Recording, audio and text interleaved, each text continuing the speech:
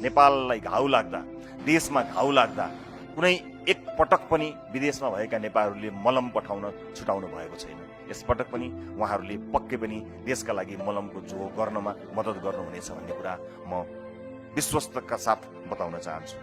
नेपाली सेना र निजी क्षेत्रका हेलिकप्टरहरू स्ट्यान्ड बाई अवस्थामा रहेको कुरा यहाँ जानकारी पनि आइसकेको छ। सरकारका तर्फबाट पनि अझ यसलाई औपचारिकता प्रदान गर्न यसै सदनमा केही बेरपछि सरकारका सम्भवतः गृहमन्त्रीज्यू र उहाँ आफै अझ बढी संवेदनशील भएको हुनाले समय व्यवस्थापन यतिखेर गृहमन्त्रीको चुनौतीपूर्ण हुन्छ भन्ने कुरा हामीले महसुस गर्न सकिने कुरा नै हो।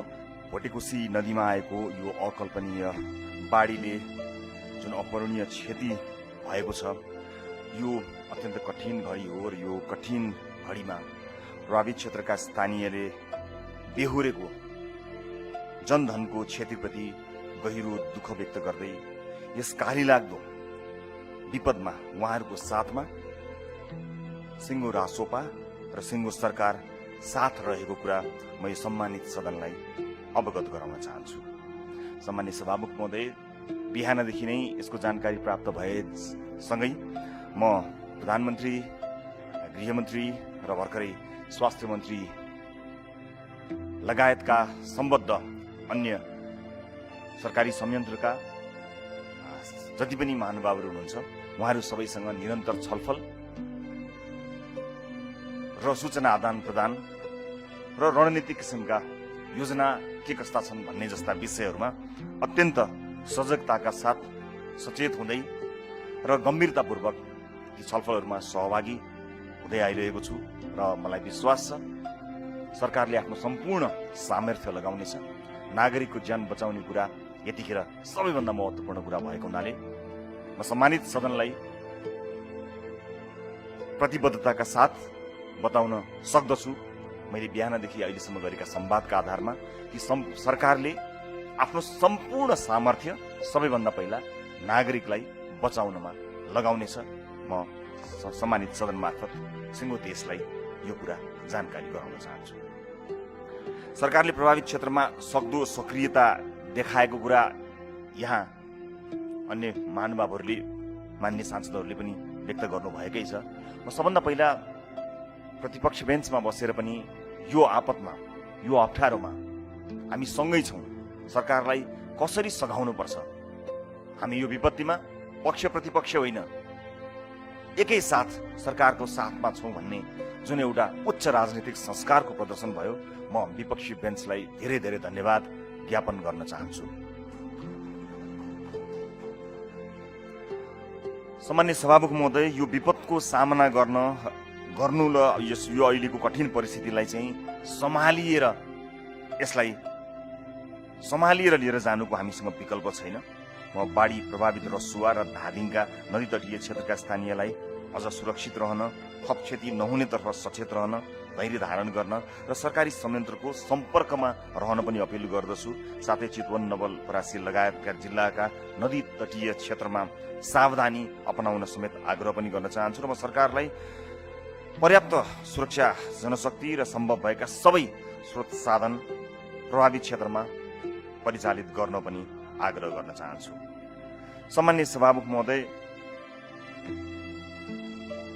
यो मानवीय सहायताको क्षेत्रमा काम गर्ने विभिन्न निकायहरू हामी कहाँ सक्रिय छन् र राजनीतिक दल सम्बन्धी ऐनले पनि व्यवस्था गरे अनुरूप विभिन्न राजनीतिक दलले यस्ता विपद जोखिमहरूमा काम गर्नको निमित्त संयन्त्र बनाउनु पर्ने प्रावधानले गर्दा पनि कयौं राजनीतिक दलहरूसँग एउटा विशिष्ट संयन्त्र पनि छ।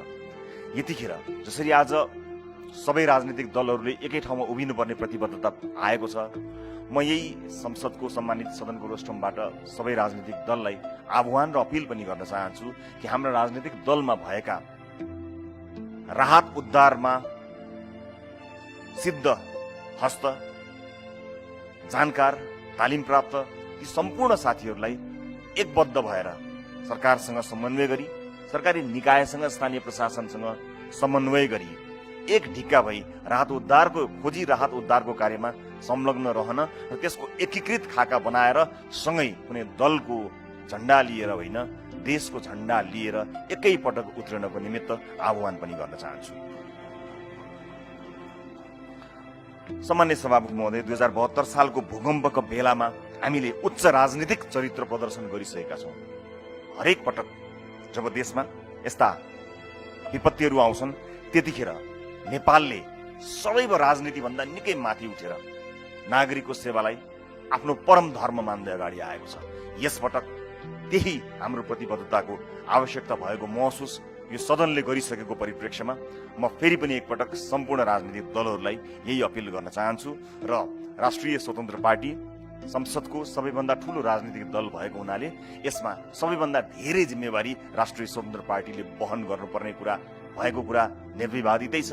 त्यसैले सदनको सबैभन्दा ठूलो दल भएका हुनाले सबैभन्दा बढी जिम्मेवार बनेर यस्ता समन्वयमा हामी लाग्नेछौँ र आवश्यक पर्दा सर्वदलीय बैठकहरूका मार्फतबाट यस्ता समन्वयकारी कार्यहरू गरी यस विपदबाट मुलुकमा थप क्षति हुन नदिनको लागि अगाडि बढ्ने र त्यसको अग्रसरता लिनको निमित्त पनि हामी तयार रहेको कुरा सम्मानित सभामुख महोदय मार्फत सम्मानित सदनलाई म जानकारी गराउन चाहन्छु। सम्मानित सभामुख महोदय, घटनाको बारेमा धेरै कुरा आइसकेको छ। आज बिहान यो तिब्बततर्फको माथिल्लो जलाधार क्षेत्रमा हिम पहिरो तथा गिगरानका कारण नदीको बहावमा चाहिँ केही समय त्यो अवरुद्ध भई अचानक खुलेपछि रसुवाको भोटेकोसी नदीमा ठूलो बाढी प्रवेश गरेको प्रारम्भिक जानकारी हामीले प्राप्त गरेका छँदैछौँ, जसले चाहिँ यसको उच्च जोखिम पछि रसुवा, नुवाकोट, धादिङ, गोर्खा, चितवन र नवलपरासीसम्मका नदीका किनारका बस्तीहरू उच्च सतर्कतामा राखिएको कुरा धेरै मान्यज्यूहरूले यहाँ व्यक्त गरिसक्नु भएको हुनाले म त्यसलाई दोहोऱ्याउनतिर गइनँ। तर यो राष्ट्रिय विपद जोखिम न्यूनीकरण तथा व्यवस्थापन प्राधिकरणले चाहिँ राहत तथा उद्धार कार्यका लागि जिल्ला विपद व्यवस्थापन समिति मार्फत केही रकमहरू पनि छुट्याएर काम अगाडि बढाएको कुरा पनि जानकारी आएको छ। त्यो बाहेक सबै संयन्त्रहरूलाई चलायमान गराउनको निमित्त सरकारका तत्त मन्त्रालय अन्तर्गतका विशेष गरेर मन्त्रीज्यूहरू आफै पनि सक्रियताका साथ लाग्नु भएको जानकारी प्राप्त भएकै छ।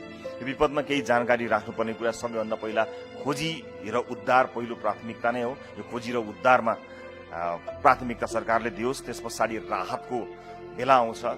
र हामी नेपालीहरू एउटा मनकारी मानिसहरू भएको हुनाले हाम्रो स्वभावले आपद विपद पर्दा स्वदेशमा मात्र होइन विदेशमा समेत रहनुभएका नेपालीहरूले देशलाई के गर्न सकिन्छ, के गर्नु पर्दछ भनेर सधैँ जागरुकताका साथ मद्दत गर्दै आउनुभएको छ।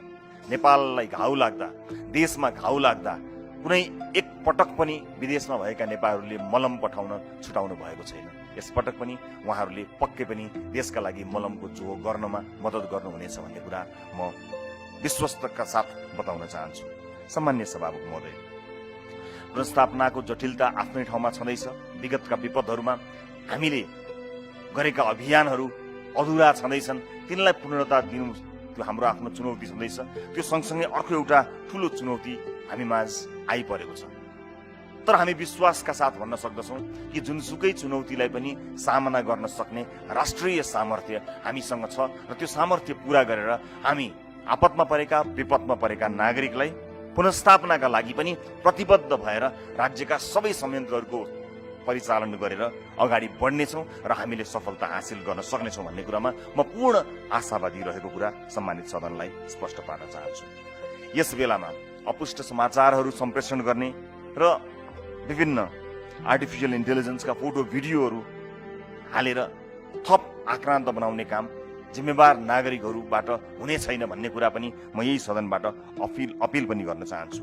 सँगसँगै केही बेर अगाडि स्वास्थ्य मन्त्रीजीसँगको मेरो छलफल अनुसार अस्पतालहरू तैनाथ भएर बसेका छन्, त्यहाँ स्वास्थ्य कर्मीहरू स्ट्यान्ड बाई अवस्थामा रहनुभएको छ। जुनसुकै परिस्थितिलाई सामना गर्नको निमित्त 24 घण्टा तयार भएर विभिन्न अस्पतालहरू, बेडहरू, स्वास्थ्य कर्मीहरू रहनुभएको छ। साथै नेपाली सेना र निजी क्षेत्रका हेलिकप्टरहरू स्ट्यान्ड बाई अवस्थामा रहेको कुरा यहाँ जानकारी पनि आइसकेको छ। सरकारका तर्फबाट पनि अझ यसलाई औपचारिकता प्रदान गर्न यसै सदनमा केही बेरपछि सरकारका सम्भवतः गृहमन्त्रीज्यू र उहाँ आफै अझ बढी संवेदनशील भएको हुनाले समय व्यवस्थापन यतिखेर गृहमन्त्रीको चुनौतीपूर्ण हुन्छ भन्ने कुरा हामीले महसुस गर्न सकिने कुरा नै हो। नसके सरकारको तर्फबाट के भइरहेको छ के काम भयो, के हुँदैछ, सरकारले कस्तो किसिमको कार्य गरिरहेको छ भन्ने कुरा सम्मानित सदन मार्फत सिङ्गो देशलाई जानकारी गराउनु सरकारको कर्तव्य हो। मलाई विश्वास छ केही बेरपछि सरकारले आफ्नो त्यो गहन कर्तव्य निर्वाह गर्नेछ र सम्मानित सदन मार्फत सिङ्गो देशलाई जानकारी गराउनेछ कि यो विपदमा सरकार के गरिरहेको छ, सरकारका योजना कस्ता छन्, यतिखेर तत्काल के गर्यो, दीर्घकालीन रूपमा के कस्ता योजनाहरू सरकारले बनाएको छ। मलाई विश्वास छ ती सबै जानकारी सम्मानित सदनलाई सरकारले केही बेरमा दिनेछ र आश्वस्त पार्नेछ सिङ्गो देशलाई। म यसमा विश्वस्त हुन पनि चाहन्छु।